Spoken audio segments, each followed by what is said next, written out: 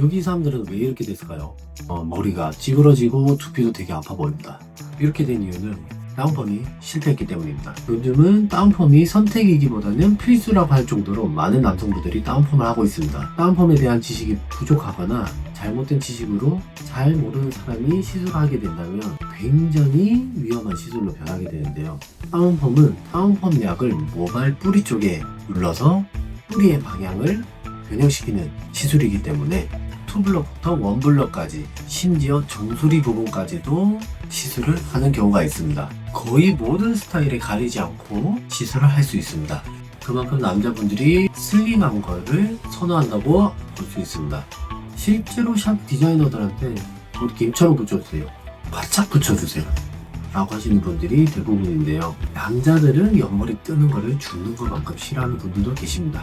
하지만 무작정 납작하게 붙인다고 좋은 다운펌이라고 할 수는 없습니다. 내 두상과 얼굴형에 맞게 그리고 두피 컨디션에 맞게 시술을 해야지만 좋은 시술이라고 말할 수 있습니다.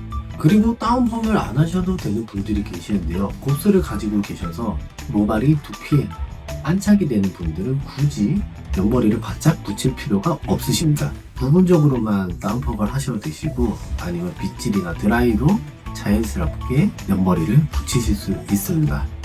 그리고 곱슬이신 분들은 머리만 잘 잘라놔도 뜨지 않는 분들이 되게 많이 계세요. 우선적으로는 옆머리 다운펌에만 집중하지 마시고 전체적인 실루엣과 얼굴형을 체크해 보시길 바라겠습니다. 그러면 본론으로 들어가서 다운펌 하실 때 주의해야 되는 얼굴형 먼저 알아보도록 하겠습니다. 첫 번째는 긴 얼굴형입니다. 긴 얼굴형일 경우에는 가로보다 세로가 더 긴 얼굴형을 말하는데요. 긴 얼굴형 분들이 다운펌으로 옆머리를 바짝 누르게 된다면 가로의 비율이 줄어들어서 세로의 비율이 훨씬 더 부각돼 보입니다. 이런 경우에는 투블럭보다는 길이가 있는 원블럭으로 진행을 하셔도 되시고요. 아니시면 구레나루 부분만 살짝 눌러서 옆부분에 볼륨감을 주는 방법도 추천드립니다. 또는 덮는 머리 기장을 이용해서 앞머리를 덮어서 볼륨감을 만들어주는 방법도 있습니다. 거기에 구레나루는 너무 짧지 않게 해서 시선을 분산시켜주는 것을 추천드립니다. 두 번째는 광대가 발달한 분들입니다. 광대가 발달한 분들은 옆머리를 너무 세게 누른다면 광대가 더 부각되어 보일 수 있는데요. 옆머리가 시야에서 사라지기 때문입니다. 그러면 광대가 발달한 분들은 어떻게 다운펌을 해야 될까요? 관자놀이 부분은 두께감을 남겨서 옆머리 기장을 너무 짧지 않게 잘라서 눌러주고 관자놀이 아래쪽을 타이트하게 붙여준다면 실루엣이 완성됩니다. 구레나루 길이는 광대가 가장 높은 지점 살짝 아래쪽에 설정을 하신다면 시야를 분산시킬 수 있습니다. 세 번째는 관자놀이가 들어간 유형입니다. 관자놀이가 들어간 분들은 가장 디테일하게 진행하셔야 되는데요. 그냥 다운펌을 하게 되면 관자놀이가 온통 파인 것처럼 보이고 광대가 더욱더 도드라진다. 얼굴이 마르모 형태로 나올 수도 있죠. 이런 경우는 관자놀이 아래 뼈가 나온 부분부터 다운펌을 하는 것을 추천드리고, 모발이 너무 떠서 관자놀이 쪽도 붙여야 된다면 길이를 길러서 다운펌을 하더라도 볼륨감을 만들어주는 것이 중요합니다. 이렇게 내 두상에 맞게 누를 곳과 안 누를 곳을 정확히 파악한다면 이상적이고 이쁜 머리를 만들 수가 있습니다. 가장 중요한 건 다운펌으로 얼굴형을 만들어주는 게 가장 중요합니다. 전체적인 실루엣을 만들어주는 거죠. 그런데 두상에 맞춰 다운펌을 했다고 해서 무조건 성공한 다운펌은 아닙니다. 다운펌을 하고 왔는데 두피가 따갑다. 그건 잘한 시술이라고 하기 어렵죠. 보통 한 달에 한 번 다운펌을 하는데 그때마다 두피가 따갑다면 두피가 망가져 있기 때문에 계속 반복해서 시술할 수 없는 경우가 생깁니다. 그렇게 되면 스타일을 유지하기 어렵게 되는 거죠. 다운펌 약은 두피에 직접 닿기 때문에 두피에도 많은 데미지를 주게 됩니다.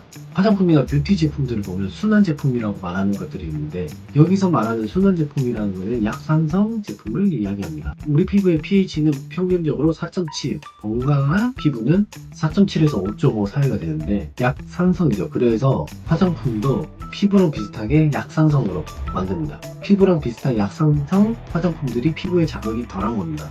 그러면 다운펌 약은 어떻게 될까요? pH 10에서 12 정도의 강한 알칼리제입니다. 모발을 직접 꺾어야 되는 시술이기 때문에 다운펌에서 사용하는 약은 굉장히 강한 성분의 제품인데요. 그런 다운펌 약을 무턱대고 두피에 바른다? 그러면 두피의 자극이 엄청나거든요. 하지만 다운펌을 경험하게 되면 쉽게 헤어나올 수 없는 시술인데요. 옆머리가 뜨는 게 죽는 것보다 싫다라고 생각하시는 분들이 많습니다. 그렇다면 다운펌을 하기 전에 체크해야 될 것들을 말씀드리도록 하겠습니다. 이것을 꼭 기억하고 체크해 주시길 바라겠습니다. 첫 번째는 현 두피 상태를 잘 체크하는 건데요. 유난히 각질이 많고 가려움증이 심하다. 자고 일어나면 피부는 달라집니다. 두피도 같습니다. 두피가 예민해져 있을 때 다운펌을 진행하게 된다면 평소보다 자극이 훨씬 심할 수 있습니다. 술을 많이 드시거나 잠을 못 자게 되면 컨디션이 안 좋아지기 때문에 샵을 방문하기 전에는 컨디션 관리를 조금 해주시면 더욱더 두피에 도움이 됩니다. 그리고 유독 불편한 부분이 있다면 시술 전에 디자이너에게 체크를 해달라고 말씀해 주시면 좋습니다. 그리고 다운펌 주기가 중요한데요. 다운펌 주기는 주로 머리가 자라는 속도에 비례합니다. 머리가 빨리 자라면 다운펌 주기도 조금 빨라지게 되죠. 빨리 자라는 만큼 다운펌을 자주 하게 되는데 옆머리가 뜨게 되는 것보다는 실루엣을 먼저 보게 된다면 한번 건너뛰어도 되는 경우가 있습니다. 다운펌은 직접적으로 두피에 닿는 시술이기 때문에 자극이 심한 시술을 자주 한다는 것은 두피에 치명적일 수밖에 없습니다. 사람의 피부 각질이 탈락하고 차오르는 데까지는 28일 정도를 보고 있는데요.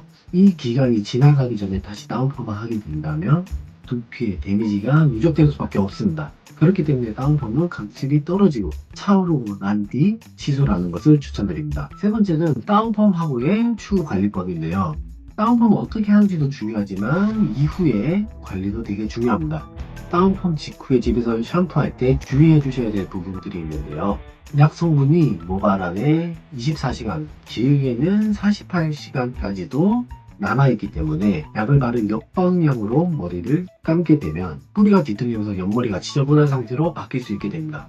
그래서 다운펌을 한 후에는 하루 이틀 정도는 다운펌한 방향대로 가볍게 문지르면서 샴푸하는 것을 추천드리고 샴푸의 끝이 뭉툭한 빗으로 두피에 자극이 안 가도록 빗질을 해주시는 것도 하나의 방법입니다. 그리고 샴푸는 산성 샴푸를 추천드리는데요. 모발에 남아있는 알칼리제 약성분을 중화시키는 역할을 해줍니다.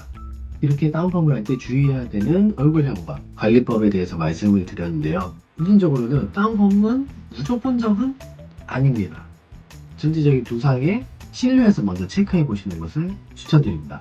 연예인들도 김처럼 발라붙는 다운펌을 선호하지 않습니다. 정돈되어 보이는 실루엣을 선호하는 거죠. 너무 딱 붙어버리는 다운펌은 본인의 얼굴을 망가뜨리고 단점을 부각시키는 시술이 될 수 있습니다. 오늘 내용 바탕으로 시술과 디자인에 대한 접근이 바뀌셨으면 하는 바람입니다. 세상에 나쁜 머리는 없다 채널 많이 봐주시고 관심 가져주시길 바라겠습니다. 구독과 좋아요 부탁드리겠습니다.